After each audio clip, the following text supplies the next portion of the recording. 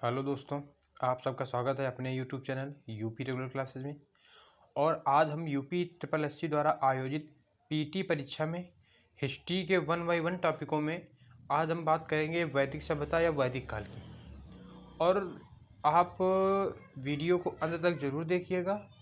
आप विश्वास मानिएगा कि यूपी ट्रिपल एससी पीटी में क्वेश्चन इस वीडियो से अवश्य मिलने वाले हैं। वीडियो शुरू करते हैं। कर वैदिक काल, आप ऐसी पीडीएफ है, इस पे आप देखोगे, हम इसी में बात करेंगे। कर वैदिक काल, पहली बात तो याद रखना है कि वैदिक काल थी कैसी। तो वैदिक काल ये देखिए, एक मिनट, ये वैदिक सभ्यता, यहां से देखिएगा। इतना ही पहला कि वैदिक सभ्यता के संस्थापक कौन है, तो आर्य है। कौन है? आर्य। आर्य का मतलब क्या होता है? श्रेष्ठ या कुलीनवर। इन आर्यों का उल्लेख कहाँ मिलता है? तो वेदों में। कहाँ मिलता है? वेदों में। वैदिक सभ्यता भारत की पहली कैसी सभ्यता है? तो ग्रामीणी सभ्यता। जबकि सिंधु सभ्यता कैसी थी? नगरीय सभ्यता। दूसरी बात, वैदिक सभ्यता का प्रमुख व्यवसाय क्या रहा? कृषि व पशुपालन रहा। वैदिक सभ्यता कैसी है? पिता की प्रधानता थी कि माता की प्रधानता थी? तो प्रतिशतात्मक। कैसी है? प्रतिशतात्मक। दूसरी बात, इतनी बात याद रही। नेक्स्ट, हमने कहा कि वैदिक सभ्यता के संस्थापक है आर्य। जो ऊपर देगा वो याद रखना है आपको। और अब ये जो बातें कर रहे हैं, ये जो पेज है इस पीडीएफ का पहला पेज, ये अति महत्वपूर्ण होगा। कह रहा आर्यों के आगमन का मूल स्थान मध्य एशिया। हमने कहा आर्य क्या है? संस्थापक हैं। और इनके आर्य कहाँ से आए? तो एक मैक्स मूलर है, मैक्स मूलर इतिहासकार, उन्होंने बताया ये मध्य एशिया से आए। अब उन्होंने ऐसा क्यों बताया? क्योंकि 1907 में मध्य एशिया से, एशिया माइनर या मध्य एशिया से एक अभिलेख की खोज होती है। वो अभिलेख है बोगजकोई। कौन सा अभिलेख है? बोगजकोई। ये देखिए, कहाँ से मिला? एशिया माइनर से मिला। कितना पुराना बता रहा है? 1400 पुराना है। और वैदिक सभ्यता शुरू कब से होती है? तो 1500 से, यानी 100 साल का केवल अंतर है बस।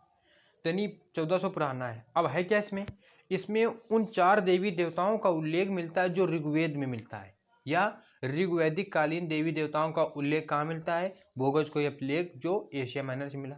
तो ये लगा कि जो लोग वहां जिसकी पूजा करते थे उन्हीं की पूजा यहाँ की जा रही है। तो लगा कि वहीं के लोग यहाँ आ गए, वहां के लोग यहाँ आ गए। वो चारों देवी देवता याद रखने हैं। कौन कौन से हैं? एक है इंद्र, मित्र, वरुण और नासत। इंद्र, वरुण, मित्र और नासत, याद रहेगा। अब कुछ भारतीय इतिहासकार हैं। भारतीय इतिहासकारों ने क्या कहा कि नहीं, ये मध्य एशिया से नहीं आए। ये कहाँ से आए? तो उनमें पहला याद रखना है, अविनाश चंद्र झा जी ने कहा। अविनाश चंद्र झा जी ने क्या कहा कि ये सप्त सिंधु प्रदेश से आए। कहाँ से आए? सप्त सिंधु प्रदेश। सप्त सिंधु मतलब सिंधु नदी से लेकर सरस्वती नदी, यानी सिंधु, इसके बाद पंचनद, पंचनद मतलब झेलम, चेनाब, रावी, ब्यास, सतलज और लास्ट में सरस्वती। तो 5 वो पंचनद, एक सिंधु, एक सरस्वती, 7 नदियां हो गई। इनके मध्य में आर्य सभ्यता या आर्य लोग पनपे। दूसरा, एक बाल गंगाधर तिलक हुए, उनका नहीं लिखा है, आप देखोगे यहाँ लिख दें। बाल बीजी तिलक, तिलक जी ने क्या कहा? तिलक जी ने कहा कि जो आर्य आए ये उत्तरी ध्रुव से आए, उत्तरी ध्रुव से।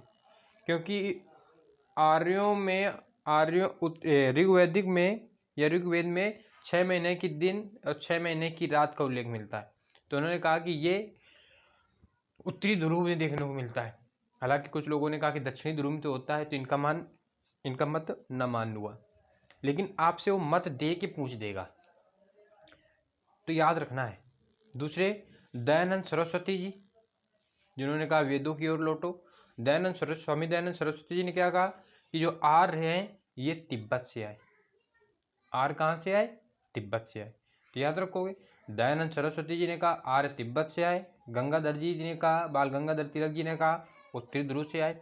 अविनाश चंद्र झा जी ने कहा सप्त सिंधु प्रदेश से आए। और मैक्स मूलर ने कहा मध्य एशिया से आए। कभी कभी चारों इतिहासकार के नाम एक तरफ और चारों स्थानों का नाम एक तरफ देके आपसे कहेगा सुमेलित कीजिए, यानी उनमें कौन सुमेलित नहीं है, तो आपको याद रखना है। Next question.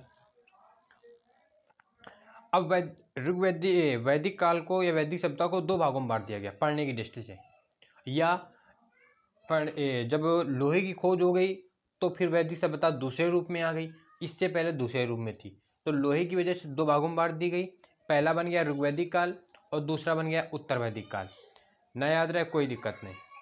अब यहीं से पहला कि लोहे की खोज किस काल में हुई, तो उत्तर वैदिक काल में।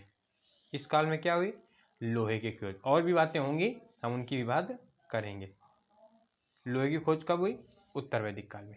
अब ऋग्वैदिक काल में क्या हुआ, तो ऋग्वैदिक काल में केवल ऋग्वेद की रचना हुई, केवल ऋग्वेद की रचना हुई। अच्छा, कहा गया कि ऋग्वैदिक काल में केवल ऋग्वेद बना, बाकी के तीनों वेद उत्तर वैदिक काल में बने, याद रहेगा। अब एक बात आती है कि ऋग्वेद, उसके उच्चारणकर्ता, उपवेद, प्रवर्तक और ब्राह्मण ग्रंथ, इनसे भी क्वेश्चन पूछता है। उससे पहले बात करें कि ऋग्वेद या चारों वेदों की रचना किसने की, तो पहला ही दिमाग में क्वेश्चन आता है महर्षि कृष्णद्वैपायन वेदव्यास, लेकिन गलत है।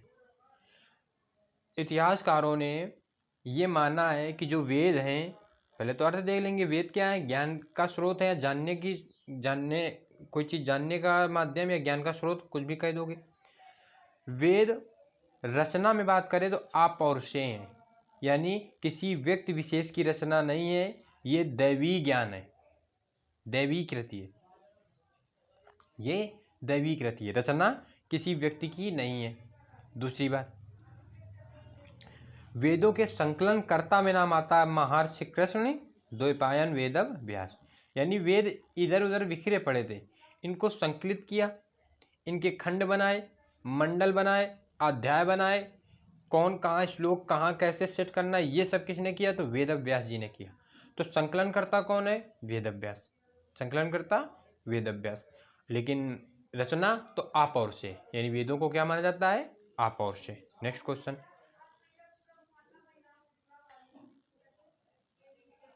वेद, पहली बात, वेद हैं कितने, चार। एक आओ थोड़ा खिसका। वेद, ऋग्वेद के पढ़ने वालों को क्या कहते हो, होत्र या होता, और इसका उपवेद क्या है, आयुर्वेद, और आयुर्वेद के प्रथम दृष्टा प्रजापति भी याद रखना है और धन्वंतरी भी याद रखना है, धन्वंतरी भी याद रखना है। इसका ब्राह्मण ग्रंथ कौन कौन सा है, तो कौशिक और ऐतरेय। ये सारी बातें याद रखनी है, 2-3 बार आप रिपीट करोगे याद हो जाएगा, ये रटना नहीं है, क्योंकि रटंत विद्या फलंत नहीं, रटंत विद्या फलंत नहीं।